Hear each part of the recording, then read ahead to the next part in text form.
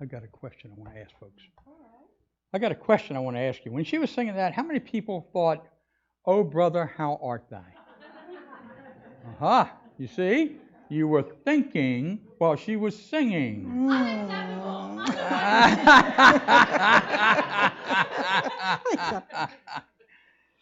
And we're going to be talking about that today, okay? The whole idea of what's running on, that ticker tape, as Vicki says, it runs on in our heads. So, Vic, how about a little introduction to the book we've read? Right. So we're going to be doing a series for the upcoming weeks on the book, The Untethered Soul. Anyone happen to have read it? We have 1, 2, 3, 4, 5. Okay. For the rest of us, it's new material. And for those of you who've read it before, hopefully it'll be a good reminder of what the wealth of information is in this book, because it's all about awakening our consciousness, such as if you and I were looking through a telescope lens, the Hubble telescope lens, and we're seeing the entire universe. That's our goal through this book, is to enlarge our territory of what we are aware of. So there's a wonderful quote to start off with that William Shakespeare said, and you've heard this many times, this above all, to thine own self be true, and it must follow as the night the day, thou canst not then be false to any man. But the question is, what self are we being true to? Is it the self yesterday that was happy? Or was it the self the last week that got up on the wrong side of the bed, so to speak? Is it the one that's disappointed, or is it the self that's just joyful over an upcoming event? Because this self can be elusive, it's mercurial, it's moving and shifting all the time, because that's the self of our personality. Now, if we look at our traditional psychology since 1920s, beginning with Freud, we begin to see the mind and the personality being examined and developed, and we know that there have been many theories and therapies developed since that time. We're the recipient of all of that. But this book is not about any type of theory. This book is more of an experience for you and I to engage in. It's going to be an experience for you to ask yourself, what am I thinking? What am I thinking? We begin to see that we're talking heads, so to speak. We begin to understand that we have moved beyond just knowing every thought we can rely on is true. We're going to raise our consciousness so that we do not rely on a voice in our heads to be truth. We're going to say that is not who we are, and we're going to say that as we expand our consciousness, we begin to learn to step back from the voice in our heads. So we're going to call that voice our roommate. Mm-hmm. And we have a lot of roommates. Richard's my husband, for those of you who knew. It's my husband. I'm a roommate. So, but then I have a roommate up here. And then I have a God self in here. So I'm surrounded. You're surrounded as well by all those around you. We thought maybe we would examine the different types of roommates. Okay, Richard? Mm-hmm. And we all have them. And as you can read this here, it says it's always, the roommate inside is always, always, always awake and thinking. It never shuts up. Now, I got a question to ask you. If you had a person outside yourself that was saying everything you were thinking back to you, and people could hear that. And people could hear that. Yes, and people could hear that. And people could hear that. That's very good. What do you think? Anyway, so we would that person be thought of as neurotic? Would that person be thought of as insane? Would that person be thought of as one who is totally confused because they can't identify with themselves? I would say all of those are probably true. So I'm kind of thankful, I'm really thankful, that nobody can think everything I think and then say it out loud to me. And so what we want to examine is this roommate inside of ourselves. Here is the crazy roommate, okay? Now, none of this resembles him or me. You understand that? We're beyond it. Anyway, did I turn off the light downstairs? This is a thought we might have. You better go check. I'll do it later. I want to watch this TV show. No, do it now. That's why the electric bill is so high. Did I pay my bill? And then you just drift off, okay? Oh yeah, I think I paid. Well, let me go check and see if I paid my bill. Oh, I got to watch my TV show. You see, all that's happening, and we are circulating that in our heads, and we've gotten used to it. And so sometimes, if we really examine that, we would say we have a crazy roommate inside of us. Now we have another type too. And Vicki, what is that? That is the observing roommate. Now, this is very personal because we had dogs who have passed on. But, if I see a dog that reminds me of my dog, we can call it Shadow, but, I would think, I really miss my dog. I really miss Shadow, and maybe I should get another one. No, we don't have time now because you know how much time it takes for a puppy. So I'm thinking all of those thoughts. I'm feeling those thoughts and emotions, letting those thoughts run through my head. And if I saw many dogs, I'd be thinking the same thing over and over and over again, just observing, but also driving myself crazy at the same time. Now, this is one that none of you can identify with because you're in unity, and it's called the guilty roommate inside. Okay, that was a joke. Anyway, thank you. I'm ready to go to sleep. Oh no, I forgot to call Fred today. I forgot. I got so busy. I'm so upset with myself. He's going to be so mad at me. What's wrong with me? I can't go to sleep, but it's too late to call him. And so I lay there and I toss and tumble a little bit. And we have other thoughts like that go through our minds, And those are feelings of guilt sometimes because we don't live up to an expectation that really is important. Because you see, Fred already went to bed and he was asleep. He didn't care what you were thinking. He wasn't upset with you. Only you were upset with you, and you were allowing your thinking to impact you that way. And then there's another one here called the forgetful roommate, Vic. Okay. Oh my gosh. So I meet many new people as you come in, as you may know. I may ask your name several times, maybe 3, maybe 4, but 2, before it really sinks in. So I might say to myself, oh shucks, here she comes. Hello. I can't quite remember your name, and so I'm thinking these thoughts, and was it Sally, was it Sue, and then I think, what's the matter with me? I can't remember it was Sally and Shyla. Oh. Okay, and Richard back there, okay? So just remember next week, all right? And so I might then kind of scold myself and feel a little embarrassed that I can't remember a name. So that's the forgetful roommate that we all have. So what does this mean, Vicki? How do we get in touch, or how do we really get out of touch with the voice within? All right. Well, if we stay with these voices, we're in trouble because they're just chatter. The Buddhists call it monkey mind, chattering around, flying around the room, out of control thoughts. What we really want to do is remember we are none of these. We do not identify with any of these roommates. They can come in, but they also can go, because who we're going to identify with is that one presence and that one power that is our true spiritual identity. Now, when we get there, we recognize these thoughts that go through our head have no control over us.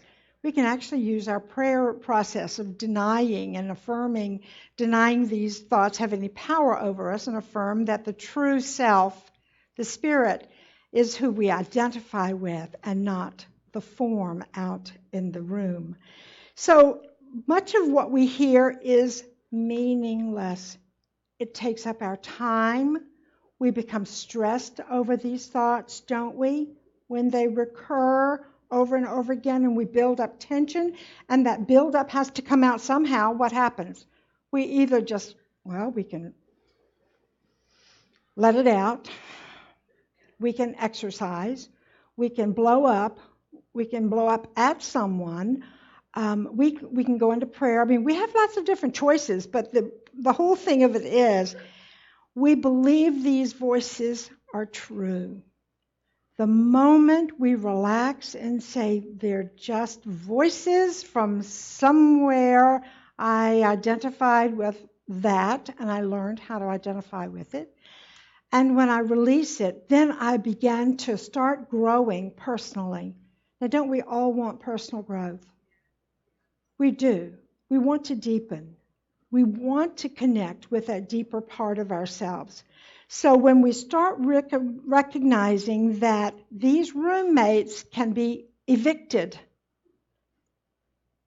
Yes, I hadn't thought about that. We That's can good. actually evict them and get them out. And then we don't worry about it or blame ourselves or get embarrassed over this or that and the other, because we know life just happens. That is the what is for us. So we allow the what is to occur and we don't comment on it. One of the problems that we run into is we get depressed or we get sad because we have our model of reality and we mold our thoughts to it, when that really has nothing to do with the truth generally at all. So our real reality is more of our spiritual reality, not in the external world. Let me give yes. just a little example of that. One of the little catch-22s in unity that we find people in, and I think it's a misinterpretation of what we teach, but anyway, we teach the law of mind action, and so what you think about is what happens, okay? And so I've had friends who have, for example, one slipped on ice and broke her arm, and she was at Unity Village, and everywhere she went, they said, "What were you thinking about? What was on your mind? How did you bring this to yourself?" Well, we don't bring anything like that. When we slip on ice because we live in this world in the human condition. We don't go around thinking, "Well, I sure hope I slip on ice today, okay?" Or "I hope I don't," or anything like that. It happens. And so what we tend to do, if we're not careful, is we think that we did something wrong to ourselves because we allowed ourselves to think that. And that is not true. The thinking had nothing to do with it. We just slipped on the ice, and it's okay, even though it hurts. Okay? So understand that if we're not careful, we can use this process of what I think to blame ourselves for something that's not even our issue, not even our problem. We call that metaphysical malpractice. Yes. So we're trying to organize our thoughts in such a way we begin to understand that there is a deeper part of us that is the witness. That part of us that's looking out through the Hubble telescope to the entire universe. That's where we are if we choose to be. And that witness has nothing to do with the voice in our heads. So our job is to get clarity over what's running through our heads. Now, the one that happened to me last night, I was getting ready to fix dinner, and I thawed out some chicken, and I put it on a plate next to the edge of the counter. And I thought, oh, our dogs have passed. I don't need to push them back so the dogs cannot jump up and get the meat. Where did that come from? That voice was something from years back. And so I went upstairs and I said, "Oh my gosh, Richard, I'm getting more aware. I just realized even about defrosting the meat, I was connecting to something that had passed that was meaningful, but that no longer had any relevance in the moment." So it's just aware that understanding you and I can be freer, to be in the present moment, to appreciate the present moment more, to deepen to where we are with one another in our conversations, to be more current and not caught up in the past. And we do this when we are just saying, well, here's a predicament, but we're not feeling the stress of the predicament, be it a flat tire or a new bill that's come in or whatever we're experiencing, that we can simply bring it into our awareness. And then we can evict those crazy roommates that want to take us to stress points, and we can sit firm in the witness seat and not be moved, as was our meditation about We're in the witness seat and we're not in the hot seat. The hot seat is here. The witness seat is definitely a cool place to be. So where you want to be, I think, is that this whole understanding of know yourself that came from the Greeks into our modern psychology, this depth going inside. You know, our Eastern practices have been so beautiful in terms of coming now into the West to remind us of asking these deeper questions of consciousness that they've been dealing with for 5,000 years. You and I now have this opportunity to think deeper of who am I truly? Am I just what I see, what I say, what I'm thinking? Or am I identifying with that inner? Mm-hmm. So, in the first 4 chapters, he progresses so that around the 3rd or 4th chapter, he's starting to talk about how we get control of ourselves and recognize, excuse me, that we are not what we are thinking. In order to be who you are, you have to let go of who you think you are. In order to be who you are, you have to let go of who you think you are. Because most of the time, we think we are what we are thinking. We identify ourselves as that way. Or we think we're someone's daughter, someone's wife, someone's piece of property. Just saying. I don't think you're a piece of property. I want you to know that. Never thought that one time. Anyway, and so the question might come to you, they're talking about, what does this have to do with God? What does this have to do with unity? What are they talking about, and why are they talking about this? And we say that it's because this is practical Christianity. What Michael Singer wrote about, is practical Christianity from a unity perspective. Jesus didn't just say he and the Father are one. He was totally aware of who he was. He said, I am one with the Father. I am one with the Father. He declared it. He affirmed it. And so what we have to come to understand is that we are one and can be one with that which created us, with that understanding we have of God, with the universe, with the energy of the universe. And as we do that, we begin to understand that what you think you are, you aren't. I heard this quote when I was 17 years old. What you are is your awareness of what you think. I heard that from Bones McKinney, who was one of the great coaches for Wake Forest. A great speaker, a motivational speaker. And the college I was in, he came to speak. And he said, get to know yourself. If you don't get to know yourself, you're going to be lost in this world. And you're going to limit your possibilities. Okay? So what we have to do is understand that. For example, if somebody is an alcoholic and they think they are an alcoholic, as long as they think that, they're going to remain that. But when they start to think that they are in recovery, you see, they've taken control of their thinking. They've changed their thinking. And they start to understand that in recovery, there's something within them that has the power to help them move out of being an alcoholic and being in recovery and change their lives. So what we think we are, we aren't. We just think we are.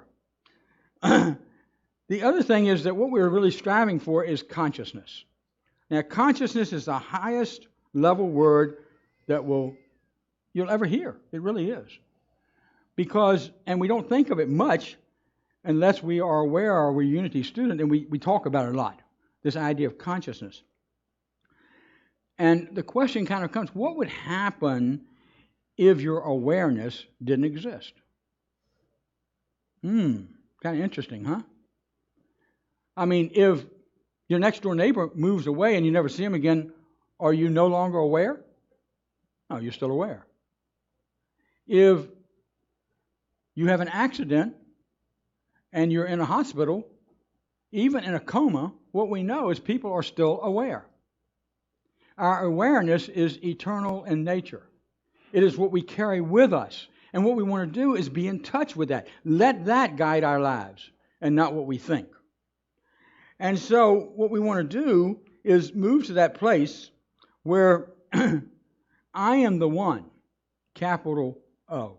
I am the one who sees from back in here somewhere, who has that telescope and is looking inward to the depth of my being. And as that takes place, I become aware of the events and thoughts and emotions that pass before me. You see, when we go to the seat of the soul, when we go to that higher place, that most, what is it? Secret place That of the most Most secret, High. on the Most High, okay? Emily Cady says that we become witnesses and observers of our awareness.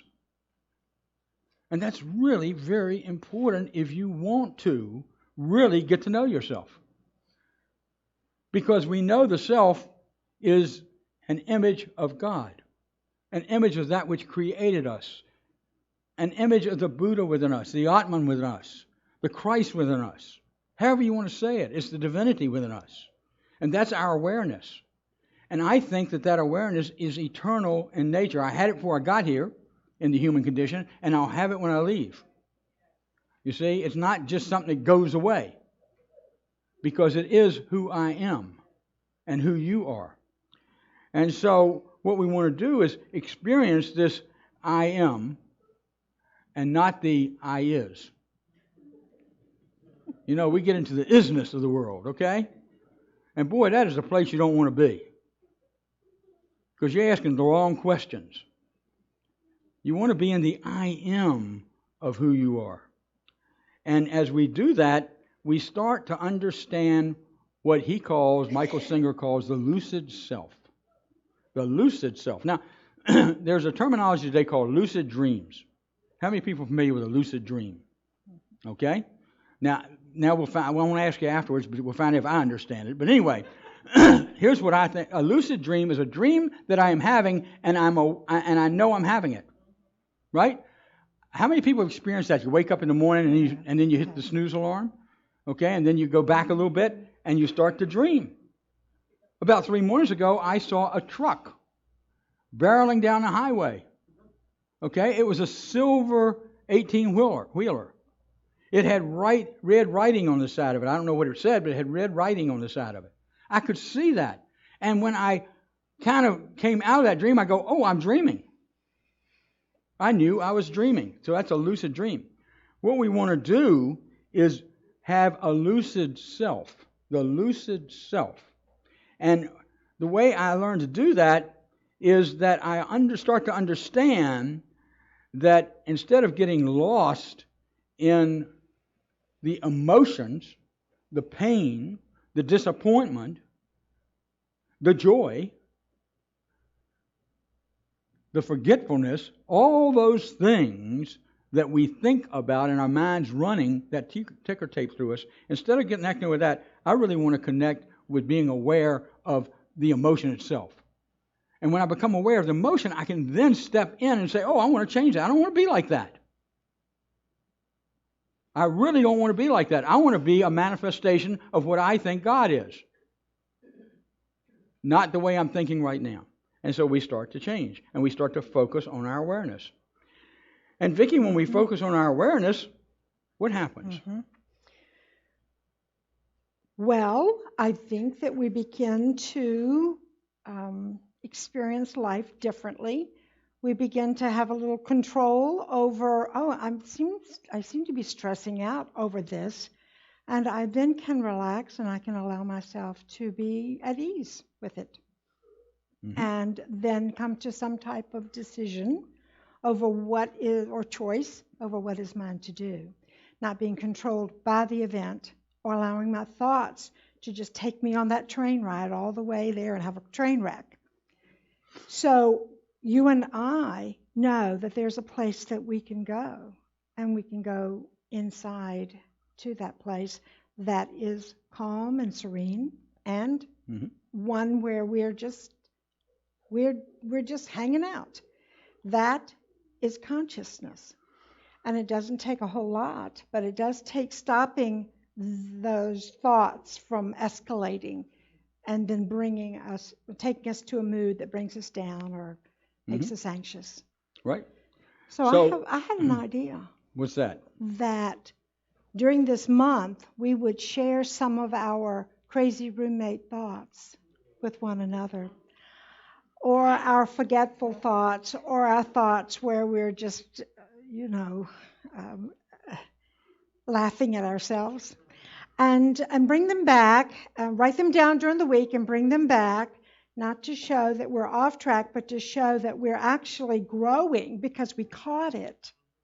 We didn't just let it flow through us and upset us or not be dealt with.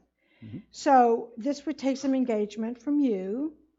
Would you be willing to write down some of your thoughts and then share them?